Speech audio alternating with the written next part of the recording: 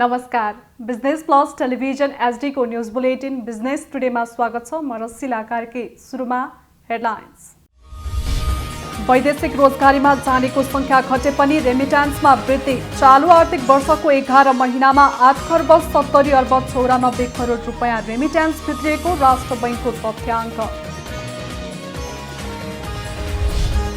लामो दूरीमा चल्ने सार्वजनिक यातायातको भाडा बढ्यो। इन्धनको मूल्य र पाटपूर्जा सहितका अन्य खर्चलाई आधार मानी भाडा दर निर्धारण गरिएको यातायात विभागद्वारा जानकारी।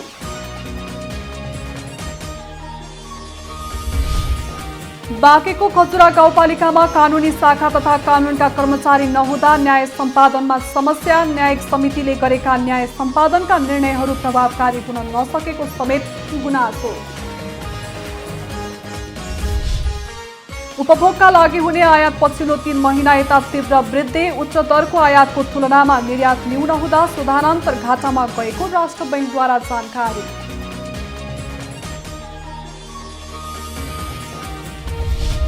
र अपराधिक गतिविधि बढ्दै जान थालेपछि निगरानीको लागि चितवनको विभिन्न स्थानमा सीसी क्यामेरा जडान सुरु। सडक दुर्घटना तथा राजमार्ग लक्षित अपराध अनुसन्धान र नियन्त्रणमा सहयोग पुग्ने विश्वास।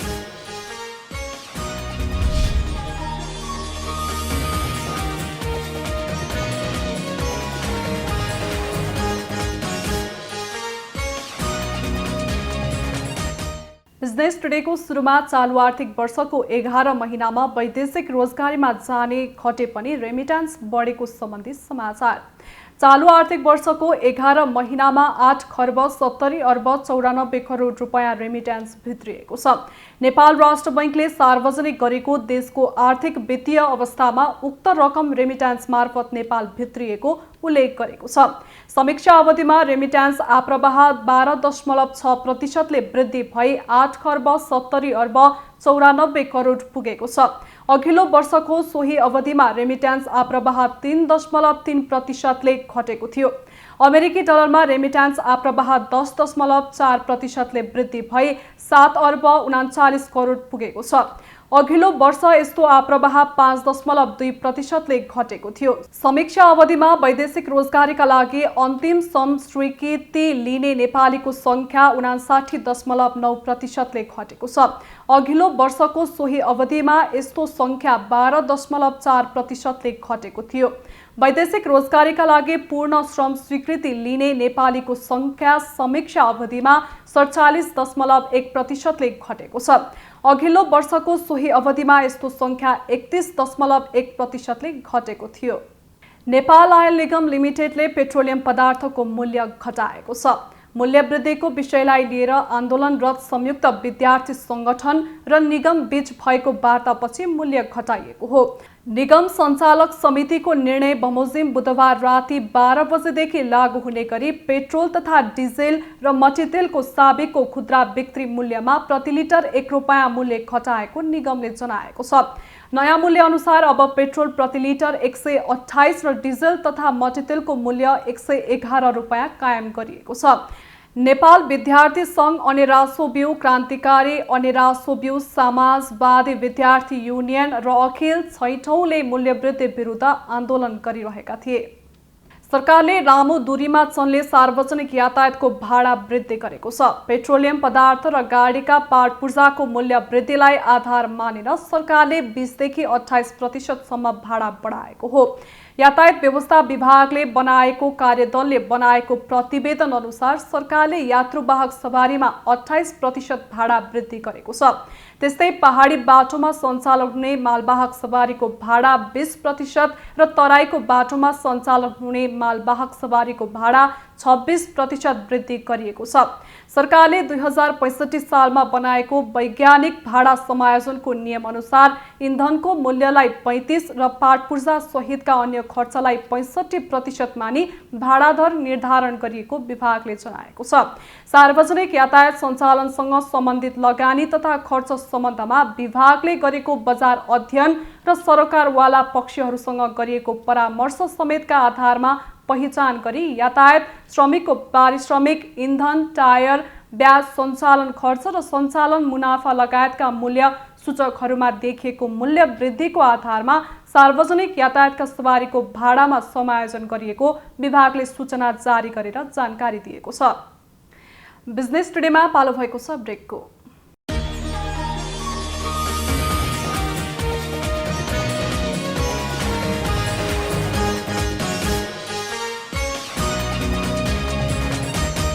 बिजनेस टुडेमा पुनः स्वागत छ। अब बाँकी समाचार। उदयपुरको बेलका नगरपालिकाले उद्यमीहरूलाई लघु उद्यमसँग सम्बन्धित आधुनिक उपकरण वितरण गरेको छ। उद्यम व्यवसाय गर्ने विपन्न परिवारका 70 जना उद्यमीलाई यान्त्रिक उपकरण हस्तान्तरण गरेको हो। एक रिपोर्ट। उदयपुर जिल्लाको बेलका नगरपालिकाले गरिबी नियन्त्रणको लागि लघु उद्यम विकास कार्यक्रम मेडपा अन्तर्गत नगरका 9वटै वडाका उद्यमीलाई उपकरण वितरण गरेको छ। नगरका उद्यमीलाई व्यवसायमा आत्मनिर्भर बनाउने उद्देश्यले आधुनिक उपकरण वितरण गरेको जनाएको छ। हाम्रो बेलका नगरपालिकाले यो उत्पादनमा हाम्रो साथ बस्दिनमा खाली हात भन्ने हाम्रो स्लोगन अन्तर्गत यो साना व्यवसायीहरूलाई चाहिँ प्रोत्साहन गर्नको लागि उहाँहरूले गर्नुभएको व्यवसायलाई टेवा पुगोस् भन्नको लागि हामीले 80% उहाँहरूको र 80% बेलका नगरपालिकाको र 20% चाहिँ उहाँहरूको लगानीमा चाहिँ विभिन्न प्रकारको चाहिँ मेसिन औजार र सामग्रीहरू वितरण गरेका छौँ। आधुनिक उपकरण मार्फत नगरका महिलाहरूलाई जिल्लामै महिला सशक्तिकरणको नमुना बनाउने उद्देश्य बेलका नगरको रहेको छ। हाम्रो चाहिँ नारा नै छ, उत्पादनमा हाम्रो साथ बस्दिनमा खाली हात। बेलका नगरपालिकाको यो चाहिँ हाम्रो पहिलो वर्षकै नारालाई सार्थक राखेर अहिलेसम्मका कुनै पनि व्यक्तिहरू खाली नरहोस् भनेर यो चाहिँ हाम्रो नारा हो। र गरिबी निवारणका लागि मेडपा मोडलबाट चाहिँ हामी उद्यमीहरू 5 वर्षको अन्तरालमा हामीले चाहिँ 1500 उद्यमी उत्पादन गर्ने हाम्रो लक्ष्य हो। तर अहिलेसम्म हाम्रो चाहिँ 1200 उद्यमीहरू उत्पादन भइसकेको छ। बेलका नगरले प्रथम आर्थिक वर्षदेखि नै उद्यम शाखा खडा गरेर गरिबी निवारण लक्षित कार्यक्रम गर्दै आएको उद्यम शाखा अधिकृत जिरा राई बताउनुहुन्छ। हामीले आज चाहिँ गरिबी निवारणका लागि लघु उद्यम विकास कार्यक्रम मेडपा अन्तर्गत अति विपन्न गरिब समुदायहरूलाई चाहिँ सिपिकासको माध्यमबाट उनीहरूलाई स्वरोजगार सिर्जना गर्दै आत्मनिर्भर बनाउनको लागि हामीले गरिरहेका छौँ। यसै अन्तर्गत चाहिँ आज हामीले लगभग 70 जना पुरानो र नयाँ गरेर 70 जना उद्यमीहरूलाई चाहिँ विभिन्न उपयुक्त प्रविधिहरू दिएका छौँ। उद्यमीहरूलाई मुढा बनाउने औजार, ब्युटी पार्लर, सिलाई कटाई मेसिन, आइरन, मोटर गाडी, मर्मत उपकरण, टुल बक्स, होम स्टेका लागि सांस्कृतिक पहिरन लगायतका 1 दर्जन अधिक प्रकृतिका आधुनिक उपकरण वितरण गरेको छ। उपकरण प्राप्त गरेपछि स्थानीय उद्यमीहरूले परम्परागत विधिबाट हुँदै आएको व्यवसाय झन्झटिलो र खर्चिलो भइरहेको अवस्थामा नगरले आधुनिक उपकरण प्रदान गरेर आत्मनिर्भरतामा सहजीकरण गरेको बताएका छन्। यहाँ उद्यम शाखाबाट जुन मैले ट्रेनिङ लिएको थिएँ मोटरसाइकल इन्जिनको, अनि अहिले यहाँबाट चाहिँ मलाई एउटा काम गर्नलाई एउटा औजारहरू चाहिँ अब दिनुभएको छ। अहिले 18,000 समथिङ 18,000 मूल्यको, अनि त्यसमा 20% चाहिँ छुट गरेर दिनुभएको छ। अरू चाहिँ हामी सब दिनुपर्ने अरे, अनि त्यो काम गर्नलाई सहज होस् भनेर। अनि अब अरू त सबै ठिकै छ। 1500 स्थानीयलाई विभिन्न तालिम आयोजना गरी उद्यमी बनाउने नगरपालिकाको लक्ष्य छ। नगरले उद्यम शाखा खडा गरेर गरिबी निवारण गरेर सराहनीय काम पनि गर्दैछ। यस्ता कार्यक्रमहरू देशव्यापी रूपमा विस्तार गर्दै लाने हो भने देशले चाँडै मुहार फेर्ने निश्चित देखिन्छ। क्यामेरामा लेखनाथ सुवेदीको साथमा सुमन खतिवडाको रिपोर्ट। बाँकेको खजुरा गाउँपालिकामा गत आर्थिक वर्ष 2076-77 मा 200 भन्दा बढी उजुरी दर्ता भएका थिए। चालु आर्थिक वर्ष 2077-78 असार मसान्तसम्ममा 12 भन्दा बढी उजुरी दर्ता भएका छन्, जसमा जग्गा सीमा विवाद सम्बन्धमा एलानी जग्गाका विषयमा धेरै उजुरी आउने गरेका छन्। खजुरा गाउँपालिकाले प्रत्येक वडामा मेलमिलाप केन्द्र समेत गठन गरिसकेको छ, जसले गर्दा वडामै समस्याको समाधान हुने गरेको छ। वडाबाट समस्याको समाधान हुन नसकेका मुद्दा मात्र गाउँपालिकाले हेर्ने गरेको छ, जसकारण खजुरा गाउँपालिकामा कानुनी शाखा तथा कानुनका कर्मचारी नहुँदा न्याय सम्पादनमा समस्या हुने गरेको छ। खजुरा गाउँपालिकामा आउने विशेष गरी विवादहरू जग्गा सीमा विवादका सम्बन्धमा, ऐलानी जग्गाका विषयमा अधिकांश विवादहरू हामी निर्वाचित भएर आए यता यस्तै खालका विवादहरू आउने गरेका छन् र कहिलेकाहीँ चाहिँ श्रीमान श्रीमतीको बिचको झगडा, दुई भाइको बिचको झगडा, यस्ता खालका उजुरीहरू चाहिँ आउने गर्छन्। विशेष गरेर चाहिँ अहिलेसम्म आएको विवाद भनेकै जग्गासँग सम्बन्धित। गत वर्ष हाम्रो 200+ थियो, त्यसमा चाहिँ सबै सहमति भएनन्। कति तामेलीमा आवेगमा आउँछन्, उजुरी दिन्छन्, पछि चाहिँ उनीहरू सम्पर्कमा आउनन्। 3 महिना कटिसकेपछि त्यो उजुरीलाई हामीले तामेलीमा राख्नुपर्ने हुन्छ। सम्पर्कमा नआएपछि हामी उनीहरूलाई म्याद दिएर पठाउँछौँ। म्याद दिएर पठाएको भित्रमा सम्पर्कमा नआएपछि हामी तामेलीमा राख्छौँ। कानुनी शाखा तथा कानुनका कर्मचारी नहुँदा न्याय नपाउने धेरै छन्। बाटोको लागि माग गरिराखेको, लडिराखे पनि सुनवाई नभएको स्थानीय बताउँछन्। समस्या मेरो यो बाटोको लागि पनि, यो शादीको लागि पनि हो। मैले बाटो माग गरेको यता पहिल्यैदेखि म लडिरहेको यो बाटो हो। यो बाटै होइन, मैले पहिल्यै बाटो हो यो बाटो त। यो बाटोमा सहमति मन नभएर म यही बाटोको लागि म लडिरहेको हो। नै मलाई त लागेको छैन मलाई समाधान गर्ने। जुन मेरो पहिल्यैदेखिको मेरो पुर्ख्यौली हिँडेको बाटो यही हो भने अहिले यता अर्काको आँगनबाट हिँड्ने मन्जुरी त छैन। अब के गर्ने? आफू अब गरिब दुखी सानो होचो भएपछि के गर्ने? दबेर बस्नुपर्ने रहेछ। अहिले अब यही राजनीतिमै नै यो निर्णय भइरहेछ भन्ने थाहा छ। खास गरेर म हिँडेको बाटो खोसिन्छ भने म खुसी कसरी हुने? म खुसी त छैन। खजुरा गाउँपालिकाको न्यायिक समितिले गरेका न्याय सम्पादनका निर्णयहरू त्यति प्रभावकारी हुन नसकेको स्पष्ट देखिन्छ। 24 महिनापछि देशको समग्र शोधनान्तर घाटामा गएको छ। गत वर्ष असार मसान्तमा 2 खर्ब 82 अर्ब 41 करोड रुपैयाँ बचतमा रहेको शोधनान्तर यसपालि 15 अर्ब 15 करोड रुपैयाँ घाटामा गएको हो। नेपाल राष्ट्र बैंकले जेठ मसान्तसम्मको विवरण सार्वजनिक गर्दै 2 वर्षपछि घाटामा गएको जनाएको हो। वैशाखमा 2 खर्ब 47 अर्ब 8 करोड रहेको घाटामा जेठमा 2 खर्ब 93 अर्ब 97 करोड रुपैयाँ पुगेको छ। पछिल्लो समय चालु खाता घाटा जीडीपीको 7.45% पुगेको छ। हाल कुल जीडीपी 39 खर्ब 43 अर्ब रुपैयाँ मापन गरिएको छ। 8% माथिको घाटा भने अर्थतन्त्रका लागि चिन्ताको विषयका रूपमा हेरिन्छ। जेठको घाटा 8% को नजिक पुगिसकेको छ। पेट्रोलियम पदार्थ, यातायातका साधन र औद्योगिक सामग्रीको उच्च आयातले घाटा आकाशिएको हो। यसबाहेक उपभोगका लागि हुने आयात पछिल्लो 3 महिना यता तीव्र वृद्धि भएको छ। व्यापार घाटा मासिक औसत 1 खर्ब 14 अर्ब 73 करोड रुपैयाँका दरले भइरहेको छ। जेठसम्म कुल आयात 13 खर्ब 83 अर्ब 36 करोड रुपैयाँ पुगेको छ भने व्यापार घाटा 12 खर्ब 62 अर्ब 11 करोड रुपैयाँ पुगेको छ। सुनसरीको इटहरी उपमहानगरपालिकामा निषेधाज्ञा खुकुलो बनाएसँगै कोरोना संक्रमित बढ्न थालेका छन्। खुकुलो निषेधाज्ञाका कारण अनियन्त्रित मानवीय आवत जावत बढ्दा इटहरीमा संक्रमित 50 देखि 75% देखिन थालेका छन्। एक रिपोर्ट। जिल्ला प्रशासन कार्यालय सुनसरीले निषेधाज्ञा खुकुलो बनाएसँगै इटहरी उपमहानगरपालिकामा कोरोना संक्रमित बढ्न थालेका छन्। बितेको 1 सातामा मात्रै इटहरीमा 301 जनामा कोरोना संक्रमण पुष्टि भएको छ। खुकुलो निषेधाज्ञाका कारण मानिसका आवत जावत बाक्लिएको छ, जसका कारण इटहरीमा कोरोना संक्रमण वृद्धि भएको चिकित्सकहरूले बताएका छन्।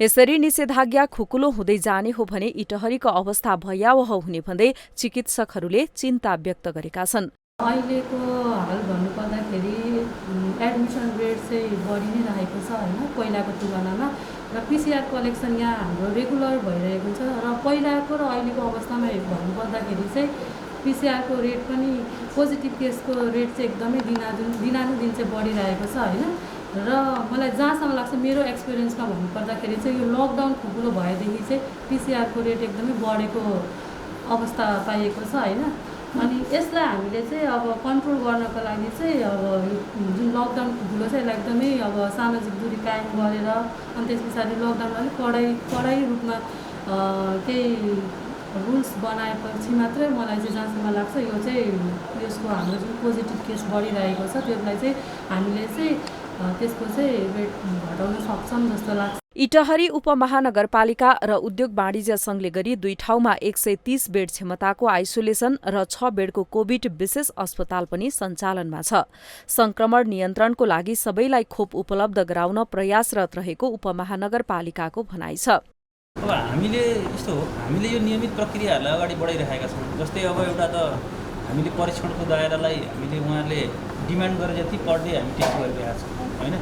अब त्यो पब्लिकले डिमान्ड गरे अनुसारको त्यो गरिरहेका छौँ र अर्को अब सँगसँगै खोपलाई लन्च हुनु बित्तिकै हामीले खोपलाई प्रभावकारी रूपमा हामी खोपलाई पनि गरिरहेका छौँ र त्यसमा ध्यान दिइरहेका छौँ। एउटा हाम्रो अहिले महानगरपालिकाको बढी ध्यान केन्द्रित भएको विषय भनेको खोप हो। त्यस्तै अब उहाँहरूलाई सज्जीकरण गर्ने कुराहरू हो। त्यस पछाडि जस्तै अब हाम्रो आइसोलेसन हाम्रो अहिलेसम्म पनि सञ्चालनमा छ। त्यस्तै अब हाम्रो उहाँहरूलाई जस्तो कुनै अलिक समस्या आयो भने अस्पतालसम्म पुर्याउनको लागि हामीले अहिलेसम्म हाम्रो एम्बुलेन्सलाई निःशुल्क प्रोभिजनमै प्रयोग गरिरहेकै छौँ र त्यो आवश्यक परेको खण्डमा त्यो हामीले एसेस गरेका छौँ। कोरोना नियन्त्रणमा स्थानीय सरकार उदासीन भयो भनेर आफू पनि लत्तो छाड्न लागे कोरोना महामारी अझै फैलने आशंका छ। सुनसरी सहकर्मी विनोद आचार्यको रिपोर्ट। बिजनेस टुडेमा पालो भएको छ ब्रेकको।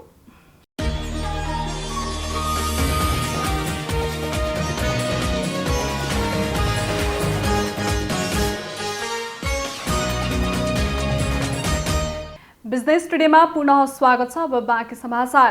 चितवनको राप्ती नगरपालिकाले विभिन्न स्थानमा सीसी क्यामेरा जडान सुरु गरेको छ।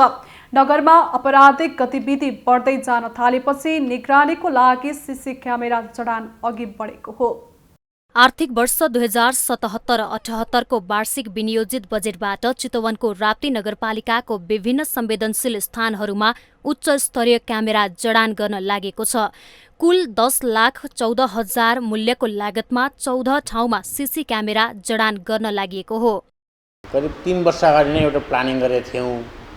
यो सीसी क्यामेरा सम्बन्धी त्यस किसिमको राम्रो प्राविधिकसँग सरसल्लाह गर्दै गर्ने क्रममा अब देशमा विभिन्न किसिमका समस्याहरू आयो। यहाँहरू सबैले थाहा छ। यो कोभिडको समस्या 2 वर्ष यसैले अब काम गर्ने वातावरण बनेन। अहिले हामीले जसरी पनि यो गर्नैपर्छ भनेर राप्ती नगरपालिका र खैरेनी नगरपालिकाको सिमानादेखि महेन्द्र राजमार्ग यो लोकमार्ग भनेर भनिन्छ अहिले, यो लोकमार्गको 15 ठाउँमा हामीले त्यो चोकमा राख्नुपर्छ भनेर इस्टिमेट गरेका छौँ। नगरको पूर्वतर्फको सडक चितवन प्रवेश गर्ने नाका पनि हो। पूर्व पश्चिम राजमार्गको करिब 14 किलोमिटर यसै नगरपालिकाभित्र पर्दछ। सडक दुर्घटनाबाट ज्यान गुमाउनेको संख्या धेरै भएपछि राजमार्ग लक्षित सीसी क्यामेरा जडानपछि अपराध अनुसन्धान र नियन्त्रणमा सहयोग पुग्ने देखिन्छ। नगर प्रवेशको दुवै नाकामा सवारी नम्बर रिड गर्ने सीसी क्यामेरा जडान गरिएकोले ठक्कर दिएर भाग्ने सवारी पहिचान गर्न सहज हुने बताइएको छ। राप्ती नगरपालिकामा हाम्रो 14 किलोमिटर हाइवे सडक खण्डमा कहीँ पनि सडकलाई लक्षित गरेर सीसीटीभी फुटेज नभएको अवस्थामा हामीलाई अपराध अनुसन्धानमा साह्रै असहज अवस्था सिर्जना भएको थियो। किनभने हाम्रो पब्लिकको घर घरमा गएर चाहिँ कसले चाहिँ घरमा राखेको छ भनेर हेर्नुपर्ने र त्यसले सडकलाई टच नहुने हुँदाखेरि हामीलाई अपराध अनुसन्धानमा कसले गल्ती गरेको छ, कुन बाटो हिँडेको छ, यथार्थ कुराहरू के हो भनेर पत्ता लगाउन निकै गाह्रो भएको थियो। राप्ती नगरपालिका 3 की सुजिता भण्डारी मृत्यु प्रकरणमा अनुसन्धान गर्न प्रहरीले सीसी क्यामेरा खोजी गर्यो। तर नगरभित्र राजमार्ग लक्षित सीसी क्यामेरा कहीँ पनि नहुँदा अनुसन्धानलाई सहयोग भएन। यसैले पनि नगरपालिकालाई सीसी क्यामेरा जडान गर्न दबाव परेको देखिन्छ। ठाउँ ठाउँमा सीसी क्यामेरा जडान पश्चात भने आपराधिक गतिविधिमा कमी आउने विश्वास छ। ढिलै भए पनि खैर हाम्रो यो एरियामा चाहिँ विभिन्न अति आवश्यक ठाउँमा जुन अहिले जडान गर्ने काम भएको छ यो नितान्त यो आवश्यक थियो, यो जडान भएको छ र यसलाई चाहिँ तपाईँ निरन्तरता दिने कुरो र यसको चाहिँ निगरानी गर्ने काम चाहिँ सम्बन्धित निकायले सम्बन्धित क्षेत्रले सबैले गर्नुपर्छ। त्यसमा हामीले पनि कति जिम्मेवारी लिनुपर्छ, कति त्यसको भूमिका निर्वाह गर्नुपर्छ, हामी एकदम तयार छौँ। तर अहिले जे जति सुरु भएको छ, सुरु भएको पक्ष राम्रो छ भने यो आवश्यकता अझै यसलाई चाहिँ विस्तार गरेर यो जुन राजमार्ग मात्र होइन राजमार्गभन्दा भित्र पनि अब त्यस्तो संवेदनशील ठाउँहरूमा अझै यसलाई विस्तार गर्नुपर्छ भन्ने हाम्रो भनाइ छ। अनुपयुक्त ठाउँमा सरकारी ढुकुटी रित्याउन पछि नपर्ने जनप्रतिनिधिहरूले आफ्नो नगरको सुरक्षालाई प्राथमिकतामा राखे आपराधिक घटना नियन्त्रणमा सहयोग पुग्ने देखिन्छ। चितवन सहकर्मी दिलीप शर्माको रिपोर्ट। दाङ देउखुरीका युवाहरू समूहमा आबद्ध भएर काम गर्न थालेका छन्। समूह बनाएर काम गर्न थालेपछि उनीहरूको जीवनशैलीमा सकारात्मक परिवर्तन भएको छ। रोजगारीका अवसरहरू समेत सृजना भएका छन्। एक रिपोर्ट। दाङको राप्ती गाउँपालिका वडा नम्बर 4 मौरीघाटमा रहेको युवाहरू संगठित भएर काम गर्न थालेका छन्। राप्तीका वडा नम्बर 3, 5, 6 र 9 गरी 4 वडा समूहहरू निर्माण भएका छन्। 10 वटा युवा क्लब गठन गरेर बालबालिका तथा युवाको क्षेत्रमा काम अगाडि बढाइएको छ। युवाहरू क्लब गठन गरेर व्यवसाय समेत सुरु गरेका छन्। बाख्रा पालन, बङ्गुर पालन, भैँसी पालन र हाउस वायरिङ जस्ता काममा युवा आकर्षित छन्। संस्थाद्वारा सहयोग गरेको घुम्ती कोष लगानीबाट मैले आफ्नो बङ्गुर पालन व्यवसायको लागि केही आर्थिक सहयोग पुर्याएको छ। यसले यस बङ्गुर फर्मको सहायताले पछि हाम्रो भविष्य राम्रो होस् अनि आर्थिक उसमा सहयोग पुर्याओस् भन्ने विचारले हामीले यो सञ्चालन गरेको हो। मैले चाहिँ घुम्ती कोषदेखि केही सहयोगको लागि भैँसी पालनको लागि केही रकम लिएको छु। 13,943 पाडा किनेको अनि एउटा पाडी त्यसको लागि केही सहयोगको लागि किनेको। यो व्यवसाय केही आफ्नोलाई खर्च होस्, केही पढाइ खर्च चलोस् भनेर त्यसकारण युवाहरूलाई व्यवसाय गर्न घुम्ती कोषको रकम उपलब्ध गराउँदै आइएको छ। समूहमा नेतृत्व तथा व्यक्तित्व विकास र जीवन उपयोगी सिप सिकाउने गरिएको छ। मैले पनि घुम्ती कोषमा आएको दोस्रो चरणको रकमलाई मैले आफूले लिएर सदुपयोग गरेर यस्ता मेसिनहरू किनेको छु। सिप छ भने त आफ्नै गाउँमा आफ्नै ठाउँमा छन् त धेरै ठाउँहरू, जस्तै सहर बजारहरूमा गएर त्यसको सिपको सदुपयोग गर्न जान्नुपर्छ क्या। सदुपयोग गर्न जान्यो भने हामी आफ्नै देशमा गर्न सक्छौँ। अरूको देशमा गएर पसिना बगाउनु भन्दा आफ्नै देशमा आएर आफ्नै देशमा रहेर पसिना बगायो भने यहीँ हुन्छ विदेशमा गएको जस्तो आम्दानी। क्लबमा आबद्ध युवाहरूले मासिक 100 रुपैयाँका दरले बचत समेत गर्दै आएका छन्। विदेश जाने युवाहरूलाई स्वदेशमै केही गरेर देखाउनुपर्छ र बेरोजगार युवालाई स्वरोजगार बनाउने उद्देश्यले काम सुरु गरिएको हो। हामीले चाहिँ युवाहरूलाई चाहिँ अहिले के देखेको छ भनेपछि युवाहरूमा चाहिँ तपाईँ थुप्रै किसिमका विकृत विसङ्गतिहरू तपाईँको दुर्व्यसनीहरूमा जस्तामा कुलतहरूमा अहिले चाहिँ खसेको अवस्था छ। त्यो अवस्थालाई पनि हामीले थुप्रै किसिमका चाहिँ नाटकहरूको माध्यमबाट त्यसै अहिले बाल विवाह जुन बढिरहेको छ, बाल विवाहलाई कसरी हामीले चाहिँ न्यूनीकरण गर्न सकिन्छ र त्यस पाटोमा पनि हामीले चाहिँ नाटकहरूबाट, सडक नाटकहरूबाट, त्यसपछि कविताहरूबाट, गानाहरूबाट हामीले चाहिँ त्यसलाई चाहिँ न्यूनीकरणको निम्ति सचेतनामूलक कार्यक्रम पनि गर्दै आएको छौँ। जनचेतनाको स्तर बढाई समूह निर्माण गर्न स्थानीय तह र सरकारवाला निकायले सहयोग गरेका छन्। युवालाई सकारात्मक सोचको निर्माण गरी स्वदेशी माटोमा उत्पादन, मेहनत र परिश्रमका लागि उत्प्रेरित गर्ने वातावरण सृजना गर्नु आवश्यक छ। दाङ सहकर्मी ओम प्रकाश गुप्ताको रिपोर्ट। आर्थिक वर्ष 2077-78 को अन्तिम कारोबार दिन नेप्से परिसूचक बढेर बन्द भएको छ। यस्तै नेप्सेसँगै कारोबार रकम पनि बढेको छ। यस्तै नेप्से परिसूचक 11.33 अङ्क बढेर 2883.38 बिन्दुमा पुगेर बन्द भएको छ। त्यसैगरी यस्तै सेन्सिटिभ इन्डेक्स 1.93 अङ्क, फ्लोट इन्डेक्स 0.94 अङ्क र सेन्सिटिभ फ्लोट इन्डेक्स 0.95 अङ्क बढेको छ। यस्तै 223 कम्पनीको 73,272 पटकको कारोबारमा 8 अर्ब 14 करोड 36 लाख 14 हजार रुपैयाँ बराबरको 5 करोड 85 लाख 2 हजार किता सेयर खरिद बिक्री भएको छ। अघिल्लो दिन बजारमा 5.5 अर्बको सेयर कारोबार भएको थियो। बुलेटिनको अन्त्यमा अहिलेसम्मका हेडलाइन्स। वैदेशिक रोजगारीमा जानेको संख्या घटे पनि रेमिट्यान्समा वृद्धि। चालू आर्थिक वर्षको 11 महिनामा 8 खर्ब 70 अर्ब 94 करोड रुपैयाँ रेमिट्यान्स भित्रिएको राष्ट्र बैंकको तथ्याङ्क। लामो दूरीमा चल्ने सार्वजनिक यातायातको भाडा बढ्यो। इन्धनको मूल्य र पाटपूर्जा सहितका अन्य खर्चलाई आधार मानी भाडा दर निर्धारण गरिएको यातायात विभागद्वारा जानकारी।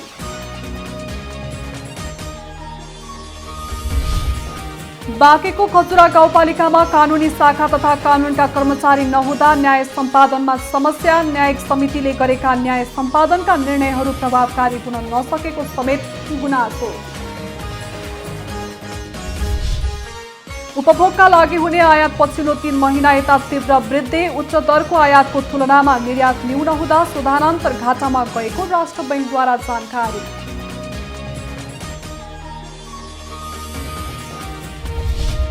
र अपराधिक गतिविधि बढ्दै जान थालेपछि निगरानीको लागि चितवनको विभिन्न स्थानमा सीसी क्यामेरा जडान सुरु। सडक दुर्घटना तथा राजमार्ग लक्षित अपराध अनुसन्धान र नियन्त्रणमा सहयोग पुग्ने विश्वास।